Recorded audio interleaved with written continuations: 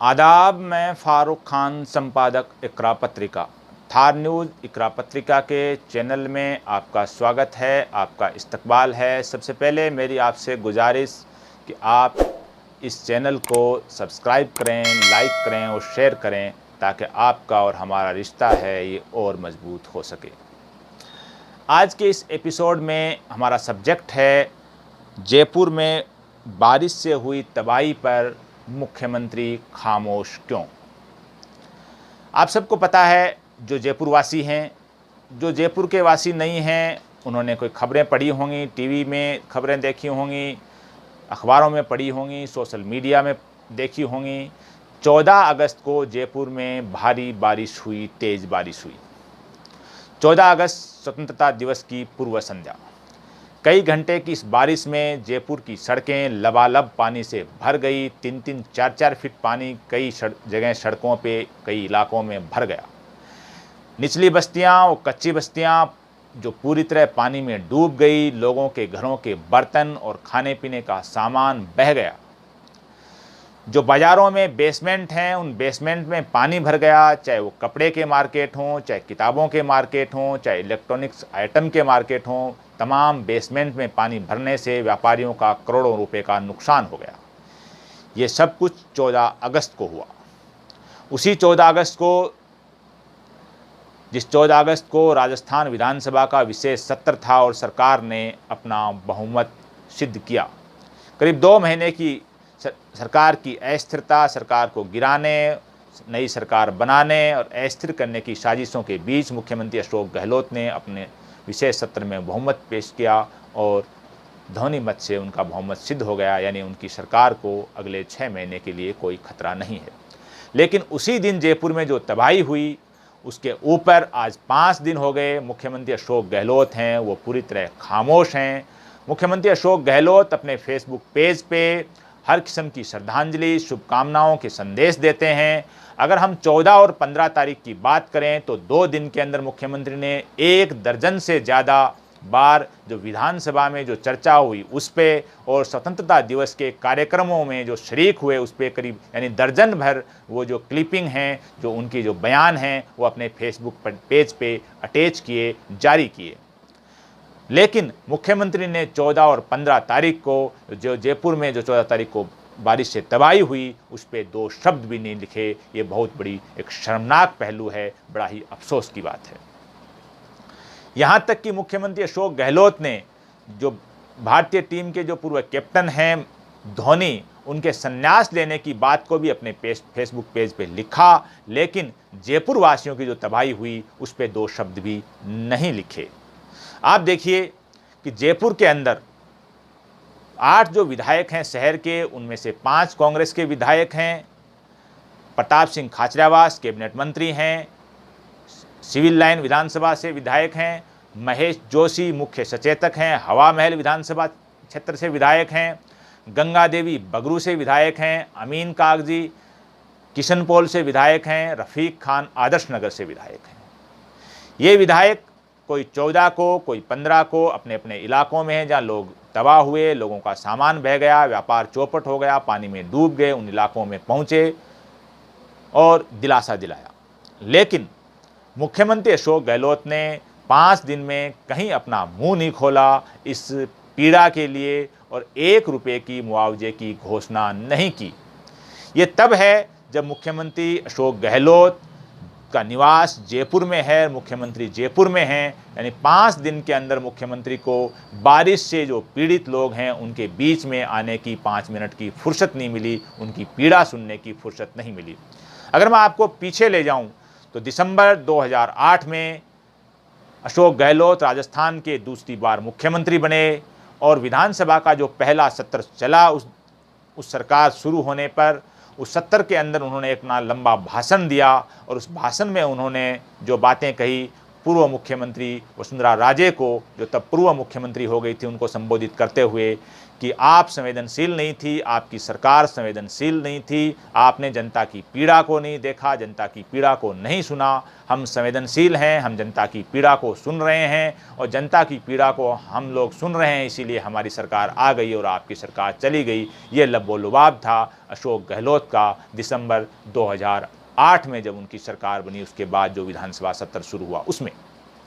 लेकिन आज अगर हम देखें तो 5 दिन के अंदर अशोक गहलोत का इस पीड़ा के अंदर मुंह नहीं खुलना और अशोक गहलोत जो मुख्यमंत्री हैं राजस्थान के, वो यहीं निवास करते हैं जयपुर में, और उन पीड़ितों के बीच में नहीं आना, ये एक बड़ा प्रश्न चिन्ह है। और ये साबित करता है कि मुख्यमंत्री कहने को संवेदनशील हो सकते हैं, लेकिन हकीकत में वो संवेदनशील नहीं हैं।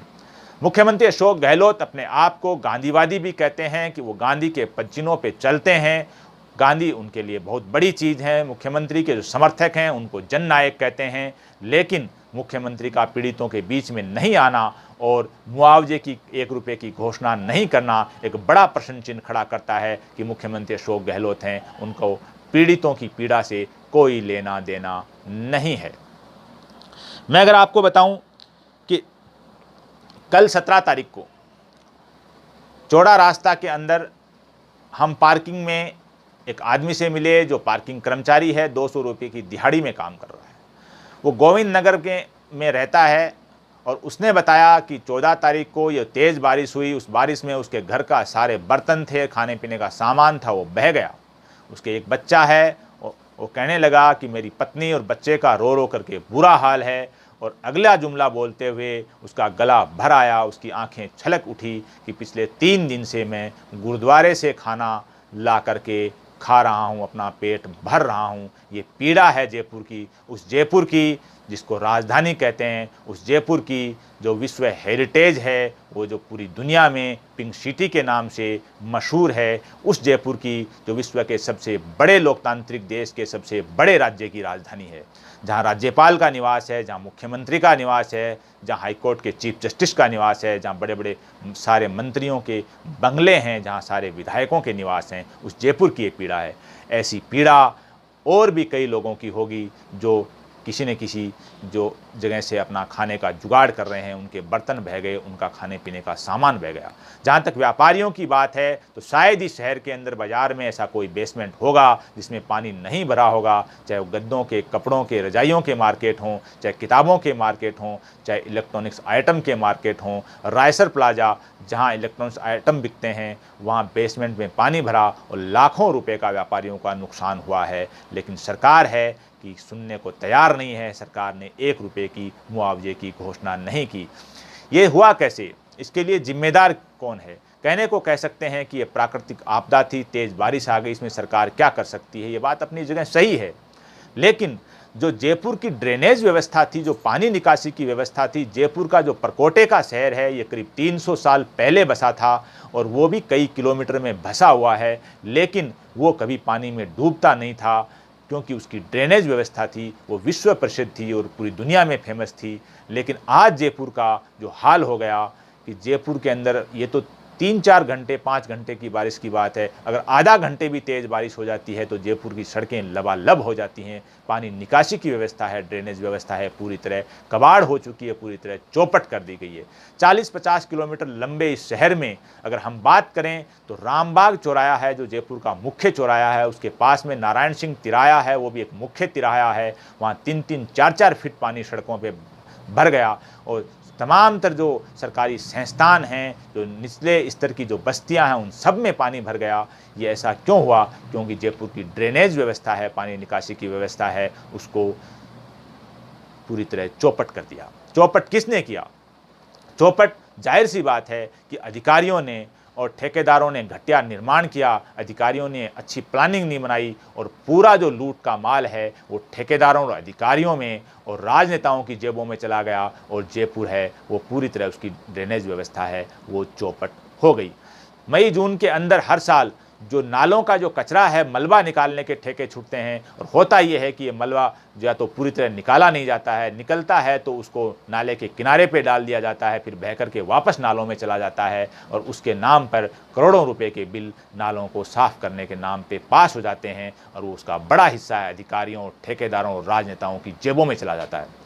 विकास के तौर पे जब नगर निगम के चुनाव नज़दीक आए तो जयपुर को 2 भागों में बांट करके 2 नगर निगम बना दिए। विकास की दृष्टि से एक बड़ी अच्छी पहल थी सरकार की, लेकिन 2 नगर निगम में 2 जो अधिकारी हैं, जो बड़े अधिकारी हैं, जिनको कमिश्नर बोलते हैं, वो आईएएस अधिकारी हैं और जिला कलेक्टर हैं, वो आईएएस अधिकारी हैं। इसके अलावा जेडीए है, उसमें भी आईएएस अधिकारी और कई आरएएस अधिकारी हैं। यानी जयपुर के अंदर जिला प्रशासन में, नगर निगम के दोनों प्रशासन में और जेडीए के अंदर दर्जनों आईएएस और आरएएस अधिकारी हैं।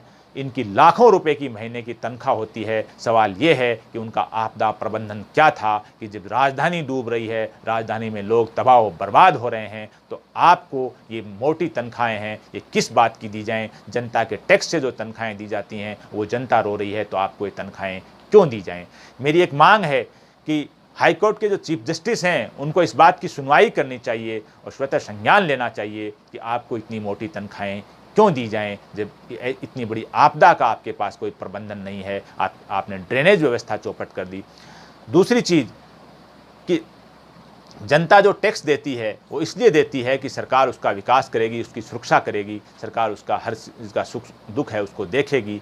व्यापारी टैक्स इसलिए देते हैं कि सरकार है उनकी हर तरह से सुरक्षा करेगी, लेकिन व्यापारियों का जब माल डूब जाए, उनके गोदाम डूब जाएं और जनता के घरों में पानी घुस जाए, उनके खाने पीने का सामान और बर्तन बह जाएं, तो वो आपको टैक्स क्यों दे? ऐसा मेरी एक उम्मीद है कि हाई कोर्ट के जो चीफ जस्टिस हैं उनको इस मुद्दे पे सुनवाई करनी चाहिए।